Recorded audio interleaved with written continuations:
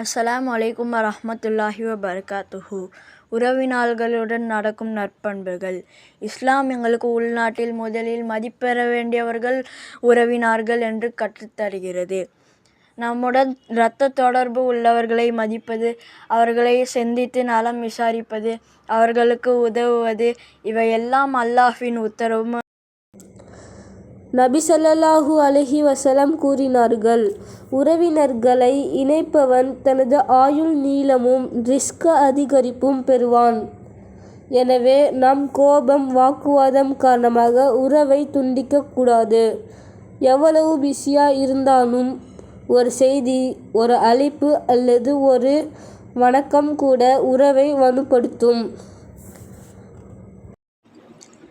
உறவினருக்கு நன்மை செய்வது மட்டுமல்ல, தவறு செய்தாலும் மன்னித்து நல்ல வார்த்தை பேசும் பண்பு முஸ்லிமின் அழகு.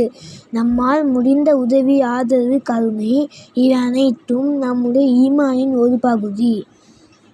அல்லாஹ் நம்மை உறவினர்களோடு நல்ல முறையில் நடக்கச் செய்து அவர்களின் மனதில் மகிழ்ச்சியூட்டுபவர்களாக ஆக்கட்டும். ஆமீன். இன்றைய காலத்தில் சிறிய தவறுகள் கூட பெரிய மன வருத்தமாக மாறுகிறது. ஆனால் ஒரு உண்மையான முஸ்லிம் உறவினர்களின் தவறுகளை பெரிதாக்காமல் பொறுமையுடன் மன்னித்து உறவை இணைப்பவனாவான். இதுவே அல்லாஹ் விரும்பும் உயர்ந்த பண்பு ஆகும்.